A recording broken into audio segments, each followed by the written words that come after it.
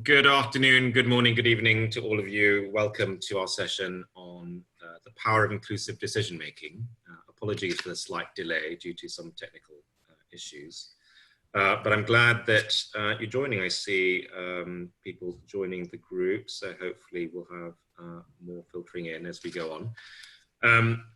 So the topic today, I'm going to start with some maybe some notes, and then I'll just quickly introduce the speakers on the panel today, and then introduce our topic before diving in. Thank you, first of all, to GSG for organizing this and curating such great content, actually, over yesterday, today, and I'm sure tomorrow too. We will be recording, or we are recording this session, just so everyone's aware.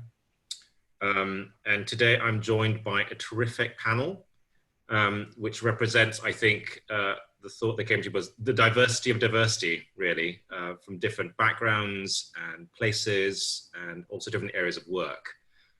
So I think you'll be exposed to quite a few different perspectives, some of which are more thematic, some of which are more country specific. So I think that would be a great resource for us today. Just very quickly on the panel, we've got Margot Brandenburg, who's a senior portfolio officer at the Ford Foundation on the Mission Investments team.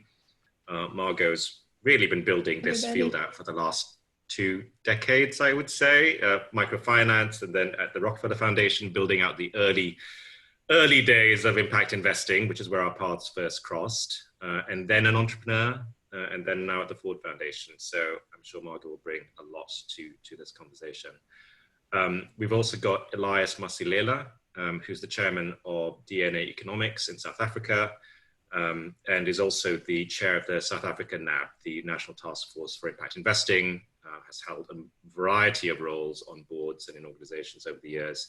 So we look forward to your perspectives, Elias. Ajaita Shah is the CEO of Frontier Markets in India, which is an impact enterprise, which we think is terrific. We like to think of Frontier Markets as a sort of last mile specialist that can really, deliver much needed solutions to excluded rural communities. So thank you for joining us. And then we have Suzanne Biegel, who's the co-founder of Gender Smart, but I think most of us know her as a real leader in the world of gender finance. And I think you've really helped us understand the ecosystem of gender finance and build our knowledge and capacities to really participate in that. So thank you for joining us. So a great panel, and I look forward to the discussion. I guess by way of introduction, I would point us to Darren Walker's keynote yesterday, which I'm sure many of you will have seen, where he really made the case for diversity and inclusion in governance and decision-making, why it matters, why it makes sense. I also loved his framing of the impact movement as something that's about impact, but also about justice. And I think those threads will run through what we'll be talking about today. I won't rehearse his points because he did a much better job than I could ever dream of doing. So today we're actually going to turn to the next question, which is, if we do think this is important, what does this look like? And how do we do it? And how do we accelerate it? And these are particularly pertinent questions in this global pandemic crisis. We talk a lot about the recovery and about rebuilding, but there is every danger that if we don't think about these things and pay attention, then we'll rebuild along the flawed and broken lines of the past, and that is not what we want to do. So we want to make sure the recovery is more just and more equitable. For those who are new to this topic, I might just explain some of the words we'll be using. So I think we've used words like diversity and inclusion and equity. And for those who are new to the DEI conversation, I will just say, very quickly, diversity is about the diversity of people, individuals, their backgrounds, their identities, their contexts that we have around. Inclusion is about how we bring them into a process or a conversation or a relationship so that they can actually participate and have a voice and have agency. And then, of course, equity is really about the outcomes. How do we have equitable outcomes across these different segments or groups of individuals? And so I think we'll probably touch on all of these things today as we go through the conversation. And we'll speak to different examples that each of us has come across in our own work. And so maybe before I pose a question to the panel, I might just say from our own journey at FSG, our inclusive markets teams have been journeying on this over the past 14 years, on the world of impact in enterprise and investing. And I would say in the early years of our work, we weren't paying the attention to this topic that we should have done, that we thought about exclusion in very one-dimensional terms, that it was just about people on low incomes or people in rural areas. And we've learned over time that actually we need to think about this in a more multidimensional way, and that aspects such as gender and race and caste and religion and geography, disability all feed into these conversations. We need to think about all those dimensions and how they intersect with each other.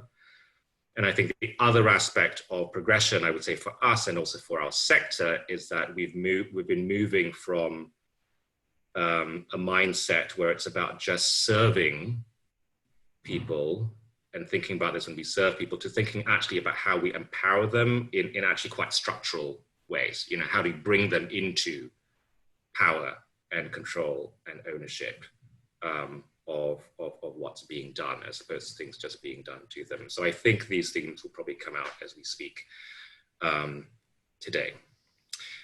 So on that note, I'm going to turn to the panel and maybe ask each of you to really describe what a truly inclusive organizational structure or model looks like, particularly as we think about rebuilding from this crisis in a just and equitable way, and really speaking from your own context, describing examples of things that you've been working on. So I might just turn to you, Margot, and ask for your thoughts on that. Sure. Thank you, Harvey. Thanks for having me. I'm feeling really old if we're in the second decade of our relationship, but it's exciting to see how far we've come. So Ford is the largest social justice funder, at least in the US. And as you and as Darren mentioned, it is critical that equity and justice feature prominently across all of our grant making and our impact investments. And so it becomes a question not just of how we serve stakeholders, as you said, but how we elevate and center the voices of impacted communities. And to your point, Harvey, it's across a lot of dimensions. It's gender, it's also race, disability rights, something that Ford has been increasingly trying to highlight that's often forgotten, and frankly, a whole range of forms of marginalization. And so, for example, our Future of Workers team doesn't just focus on job quality, they focus explicitly on worker voice and how that is or isn't brought into a workplace. Our impact investments are typically made through funds, and we don't just track, the underlying demographic data of the companies that receive capital, but we make a very deliberate effort to invest in diverse and specifically minority and female managers themselves. So, try to integrate this wherever possible. But stepping back, I think it's fair to say that inclusive decision-making is still too rare. And I think that's probably because it requires those of us who normally make decisions to give up some of that power. And that's hard to do. But, thinking beyond Ford, when we do see it, it can take a lot of forms. And that's part of what's so exciting. So I've worked with an organization called the National Domestic Workers Alliance, which set up a small investment fund to invest in promising innovations that have the potential to increase the dignity and well-being of house cleaners and caregivers, a pretty underserved part of the innovation ecosystem. And, really important for us and for NDWA wasn't just to look for the most promising innovation, but to make sure that actual workers were deciding which innovations would receive capital. And so we asked entrepreneurs to come in and pitch to domestic workers, which required simultaneous translation in multiple languages and, prompted questions that frankly, I don't think these entrepreneurs would have otherwise received. And at the end, the input and the decisions from the domestic workers who were pitched to was in many cases different, and I think really complementary to what the sort of professional fund management staff would have decided. And so that was, I think, a really powerful example, but I also don't think you need to be a grassroots organization to implement inclusive decision making. You know, that Danone took a vote earlier this year to become an entreprise à mission and to subject themselves to a mission board. You know, I think that's a great and maybe equally powerful because it's such a mainstream example. So, you know, I think this can look a lot of different ways. We just need to see more of it. Great, thank you, Margot, and great examples there from the US and from France. I might turn to Ajaita next and maybe take this conversation to India, and I'd be curious to see how this is playing out in your work, Ajaita. Sure, and again, thanks so much for the opportunity. I would love to share our approach to inclusiveness through our own experience in driving access to services in deep rural areas of India. As Frontier Markets, our mission has always been to address the access gap in rural India, but also drive economic opportunities for women. And to put that in context, you know, we look at this with 165 rural families in India today are lacking access to quality and affordable products and services that can economically empower their lives. And less than 24% of rural women are engaged in formal economic activities, denying them agency to drive decisions to help them actually address those access challenges. So to address this at Frontier Markets, we invested in technology, data, distribution, and rural women to drive curated, affordable solutions delivered to rural customers at their doorstep. And the key, as we've said, has been about co-creation. So we co-created an assisted e-commerce platform that was designed by our rural women entrepreneurs, or Sarojivan Sahelis, who use the app to collect data, conduct marketing activities, sales, and delivery coordination from their phones.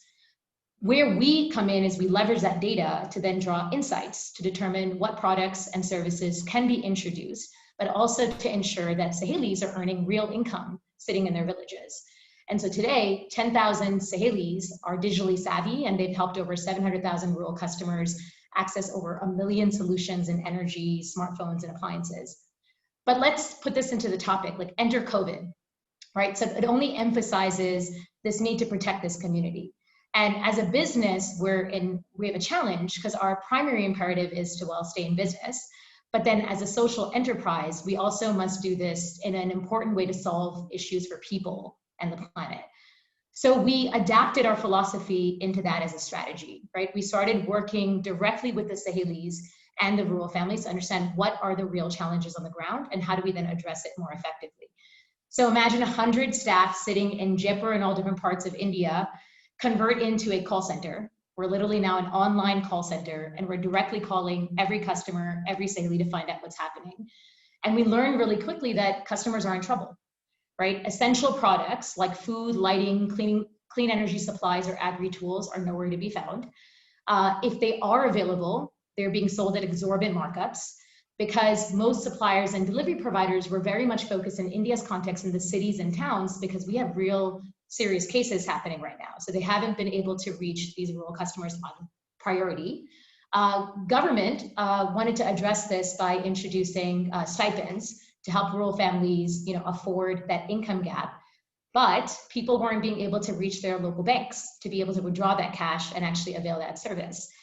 Then add the element of overcrowding, because with the massive migration movement, suddenly a lot of people that were in urban cities were moving back into villages, so you had overcrowding. And last but not least, your women that were essentially crucial to farming and also in livelihoods working with NGOs lost their jobs. So in a nutshell, problematic. But to design the solution, we worked with these families to understand what we can do. And so we introduced 400 new products onto our e-commerce platform, from like masks to gloves to digital services, partnering with over 50 companies. We shifted our entire team online to support our Sahelis on a regular basis. 100% of our field staff became doorstep delivery solution providers. And we added 2 new Sahelis to reduce the ratio between customers and services fast. So within 3 months, 3,000 new Sahelis, 100,000 plus deliveries to 50,000 households. And most importantly, the women that were otherwise losing their jobs are now becoming the sole breadwinners of their families. So they're regaining the agency to make decisions around how to then deal with COVID or how to then deal with economic crisis in a different way. So for us, really the learnings was And ironically, we actually outperformed this year than we did last year when we were in a pre-COVID situation. But our learning was clear. For us, inclusivity is crucial, right? Because we included the rural customers and women to understand the challenge, but then also develop the solutions, we've been able to fulfill the social mission. But then also, I think in the terms of what everyone cares about when we're thinking about markets and business, we created long-term brand equity and customer loyalty, which essentially allows us to continue future growth and support. And I think those kind of examples have been quite prevalent in India's context, which we can talk about more later.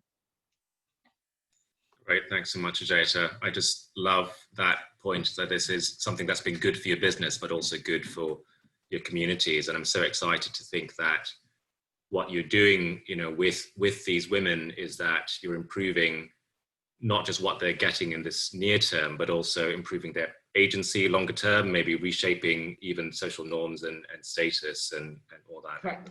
That's super exciting. Thank you. So we might then cross the Indian Ocean and head on to South Africa, which I think a lot of us will have followed as just a landmark case of really working through inclusion issues on a national scale in the last few decades. Certainly a journey not without its challenges. And so it'd be great to hear from you, Elias, about how you're seeing these issues play out in your context. Oh, Elias, you're muted. Apologies. Thanks, Harvey. I will approach this from a policy viewpoint for one simple reason. And the reason being, it is more important to deal with this matter at a comprehensive level rather than at a sector level, so that it talks to every aspect of society. Now, for me, there's a very simple definition or end state of what I would call a truly inclusive institution or organization. And this is a state where the concept of marginalization just does not obtain. It does not exist. Everybody has a voice or should have a voice, and that voice needs to be heard. If you don't have that, then clearly you do not have an inclusive environment. This is not only at the country level, national level. It also needs to apply at institution level and at household level. And what this means is that even though we cannot run away from this, even though there are economic and social differences in society, these are not used to marginalize people. Instead, these are used as indicators on how to respond in order to bring those marginalized into the mainstream. And this may take a long time depending on where you are, what country you're looking at. The more unequal a society is, the likelihood is that it's going to be much more difficult to deal with this matter. Where you have inclusivity, everyone is accountable. Everybody owns the decisions that get made, as well as the actions. There's nothing like turning around and saying it's the responsibility of the state or it's the responsibility of the employer. It becomes the responsibility of every economic agent. And this element of accountability for me is extremely important because it guards you all the time when you make a decision and make sure that you're making the right and sustainable decision. It is also an environment where a society is defined by cohesiveness. In everything they do, they are doing it with the aim of embracing the less fortunate. When we talk about inclusive growth, we're talking about being determined in achieving those objectives that I've just stated above. Now, coming from a country like South Africa, which is characterized or defined by huge levels of inequality imported from apartheid, we find that the majority of people in society don't see themselves as equal in terms of income levels, in terms of wealth, as well as in terms of access to services. And this has shown itself up very, very acutely during the COVID crisis, where a lot of people just couldn't social distance, simply because the infrastructure that they have does not allow them to do that. And as a result, the risk that they're exposed to is a risk that exposes every member of society, rich or poor. And this applies at the global level as countries interact. Thank you. Great, thank you, Elias. Very important points there about how this needs to play out even at the highest levels of governance. If I could turn now to Suzanne, and you, Suzanne, you've got just the field leading perspective on how gender intersects with the world of finance. So could you tell us more about what you're seeing? Sure. Thank you so much, Harvey. I love listening to everyone else. And Ajaita, thank you for making it so very clear that we are talking about diversity in governance from the top. So who is in the C-suite, who's on the board, all the way through to who's in management, how is worker voice represented, where is ownership and agency, and how a company can make such better decisions when you have an inclusive team.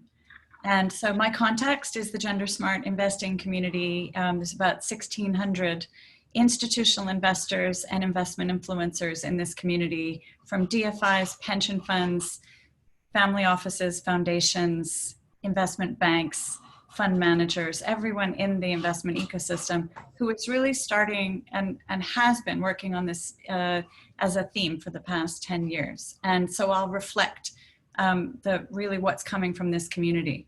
And the first is that it is not only about who is in the positions that we're talking about, but also, as you said at the beginning, Harvey, what is the process by which people are really participating in? And I think we're all talking about that. So what are the, not only who's on the board and who's in leadership, but how are they behaving differently? How are they really listening? And how is their voice really being heard?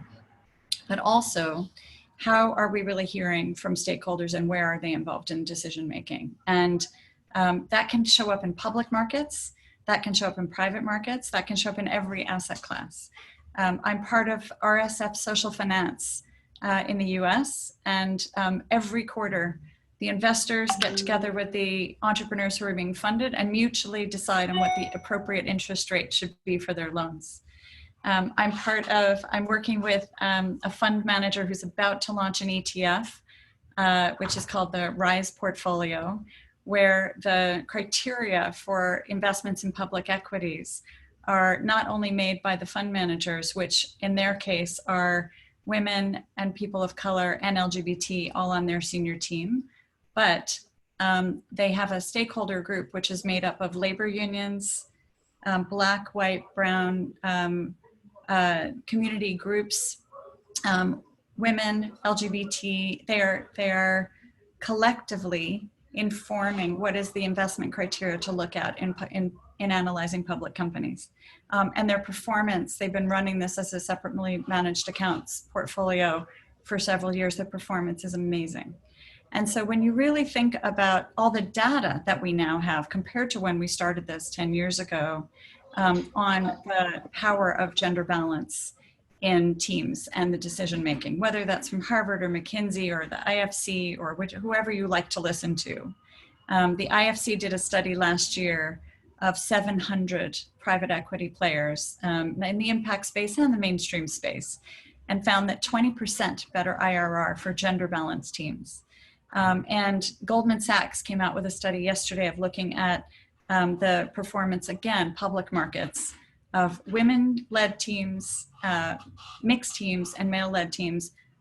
Absolute massive outperformance by women-led and mixed gender teams in public markets. And so this is not fringe. This is not only because it's absolutely the social issue of our time, inclusivity, but because it makes smart business sense. As impact investors, we have the opportunity as the DFIs are doing with the 2X challenge, as an example, to say, I'm going to put my capital in, but I want to see that you are either already there on the board, in leadership, in your policies and practices.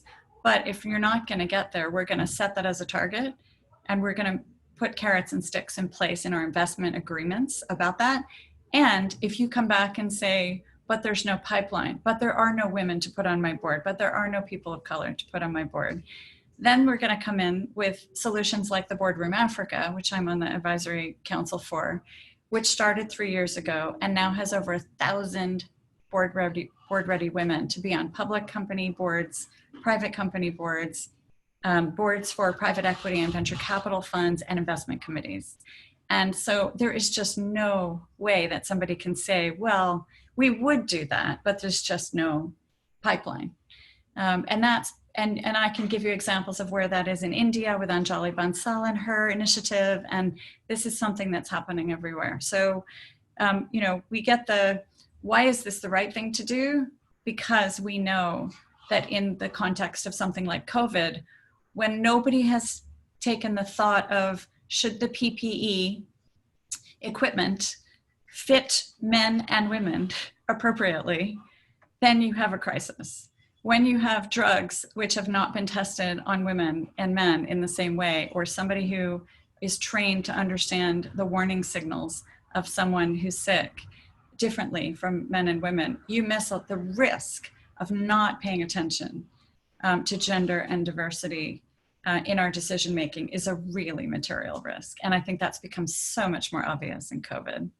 So I could give you 100 examples of funds and individual companies, but the reality is that I think the big point here is it's the who, it's the what, and the process, and it's the power that we have as an impact investing community to say this is not optional anymore to be thinking about this. This is just business as usual, smart investing, and we have the tools now to be able to do this.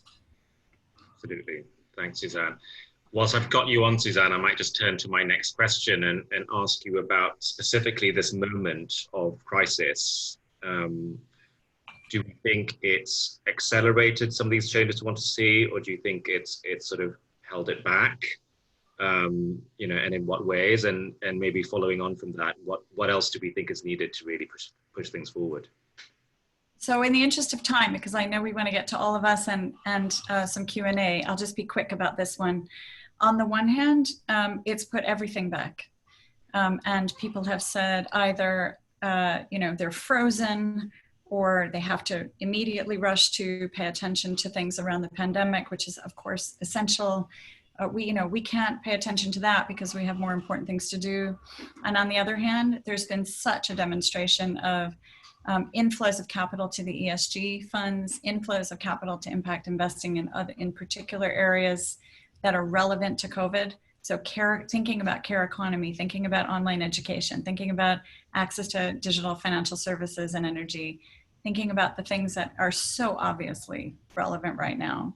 And so I have to say, while other people may not have been as busy in this moment, my phone is ringing off the hook with people wanting to understand about what this community has been doing, because they realize that gender diversity and diversity overall are key to economic and social resilience and climate resilience. And if we think we're coming out of the COVID frying pan into the climate fire, that this is the key to resilience. And whether you're thinking about relief and recovery or building back better, that people are getting it. And yet it's still too niche. So I'll still say we need to do that. On the tools side, we have so many more tools, as I mentioned. So impact investing leaders from within this community of 1,300 that are part of GSG. CEF has amazing tools, IFC, CDC, the Gender Finance Collaborative, the 2X Challenge. I mean, we have a sort of tool tracker that's tracking more than 50 tools that are there to help people do this. So we can do it. We need the will. We need the leadership to say, all the way back to Margot's comment, this is going to also be about some people really thinking about power dynamics and whether they can give up power. So there's a cultural shift that's absolutely as necessary as do we have the right people and do we have the right processes? A significant culture shift. But if we've demonstrated one thing in COVID, it's that people have done extraordinary things that they never thought they could do so quickly. And so if we've demonstrated it there, we can demonstrate it here. Great, thanks, Suzanne. Very clear message to our audience. The tools are there. We need leadership and we need the will to do it. Thank you. Margot, sounded like, that was a segue there to your work. Would love to hear from you about where we are and what's needed. Thanks, and I'm like still busily nodding and kind of digesting what Suzanne said, which I think is so important. I guess just one other thing to add, I think overall, as was mentioned, COVID's a bit of a mixed bag for inclusivity. So, we can be optimistic and there's also lots to be concerned about, but even for people of good intention, I think, urgency often becomes the enemy of inclusivity. And so a lot of us rush to respond with the urgency that the crisis demands, but in so doing, fails to consult impacted communities or kind of reverts to the decision-making structures that are familiar to us. And so, I'll give you an example. Ford, our impact investing COVID response work has really focused on New York, given how hard it was hit early on in the US experience of the pandemic. And we made a $29 million PRI to the nonprofit finance fund to make zero interest loans to service providers and to arts organizations that were extremely cash flow strapped. And we were really proud, we made the PRI in 8 days, start to finish, which is not our typical process. And the nonprofit finance fund opened its loan application the next business day. And we really prided ourselves on the urgency. But what I think we failed to appreciate is that the inundation of applications that we saw in that first week were largely not from organizations run by impacted communities.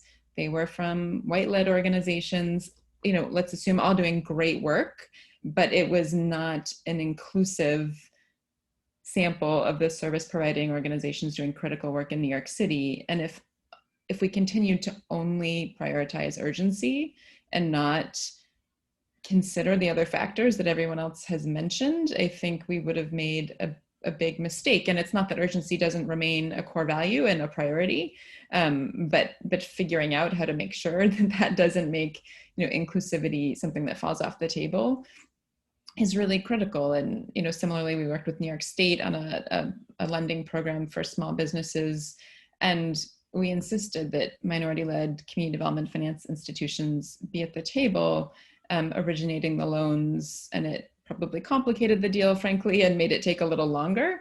But having them not be at the table would have been a pretty grave error. And so, I think we do need, it's a reset moment that we're living in, and that inclusivity is possible, but it's not inevitable. We do need the will and the leadership, and it needs to be something that's top of mind, at all times. Great, thank you, Margot. I might turn to Ajaita and then to Elias. Elias, I hope you're still with us. And I might ask you to keep this to a minute or so we can get to at least one or two questions before we finish. Yeah, sure. So I'm going to take a step back and maybe look at this just from the social enterprise perspective holistically. Prior to Frontier Markets, I was in microfinance for 8 years, and I always really say 15 years of crisis. COVID's not our first. Like, we've seen demonetization, we've seen GST, we've seen a lot of other havoc, climate change, and changes that happen. In crisis, I think on a business perspective, we just need to look at this with the same lens. For social entrepreneurs, the customer is the vulnerable community. And therefore, if you're trying to create satisfaction, brand equity, marketing, you will satisfy that customer in whatever times of need that they have.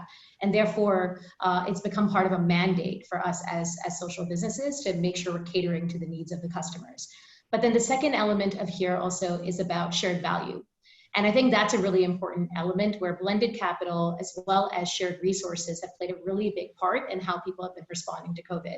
A simple example that I can give is where fintech companies are now aligning with access companies to be able to start driving their services to physical platforms that they don't have the money nor the reach to create themselves. And that's allowing folks to kind of leverage resources in an inclusive way to respond. With the key word, and I really do appreciate the point that Suzanne and Margot made, is that we are responding with urgency, right? Because we're working with a community that fundamentally will just get further vulnerable and further distraught if we don't respond faster.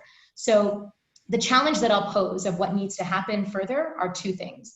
One is that, unfortunately, an entrepreneur who's also working on the ground is playing this role of intrapreneur and having to deal with the different funds and the managers, et cetera, to help them understand how to restructure their offerings so that we can effectively use it in a helpful way to kind of respond to crisis, but still manage our bottom line. And then the second is, post-COVID, there's no reality without digital. Right? All of us are doing this GSC conference on a digital platform, but we're forgetting that the vulnerable communities that we're working with are extremely undigitized, right? And so this massive gap of digital inclusion cannot be solved with just training. We need to pump money into access to smartphones, access to better internet, access to the transition that needs to happen.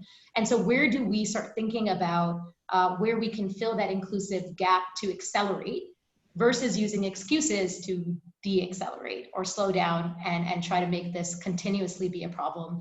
Because any way we look at it, the opportunity of shift, we're talking about way too many people that will then be wiped in a way that we can't afford.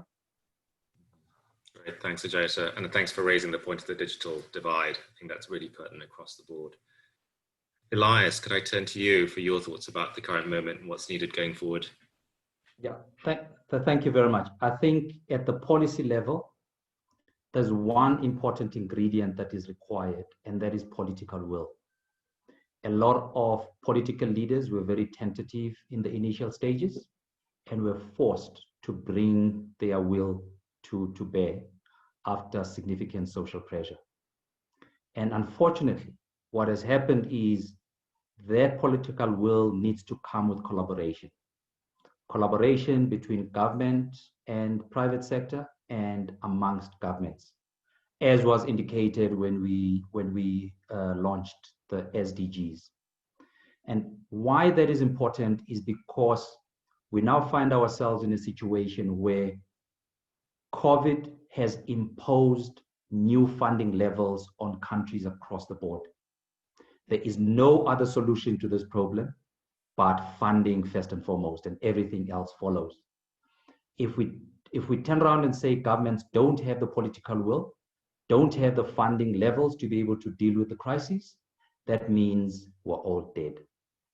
But I don't think we're at that point yet, because increased collaboration with the private sector is going to originate the necessary funding capital that is required to get us out of where we are. The biggest challenge that I see is at the global level. The political divide that is taking place at the global level, particularly the US on the one side and the rest of the world on the other, and the US walking away from the WHO, is a very bad signal for global collaboration to dealing with crises of this nature today and in the future. Thank you. Great, thank you, Elias. We were going to turn to questions, but I think we're pretty much out of time. I know that Suzanne has been good at answering questions in the chat.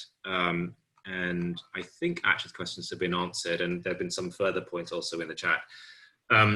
I think at this point we've got 1 minute to go, and we will get shut down at the end of time. So I do just want to wrap us up. I do think this has been, an incredibly informative session with lots of different perspectives. I mean, my own takeaway from this would be how we're at this point now where this is no longer, where this is relevant really across a whole range of contexts and levels, right? So there's local, national, international, there's companies, there's investors, there's government. I think the clear message is that we need to take this as a lens into all those decisions that we're taking in all those different contexts. This is no longer an optional extra. The good news, as Suzanne was saying, is that the tools are there. The tools are there. You know, what's needed is for us to really take them up, build our own capacities to take this forward, take leadership, give up leadership, give up power where it makes sense, and continue to move this forward. So thank you all for joining us. Thank you to our panelists for making this such a rich discussion. And thank you to GSG for having us.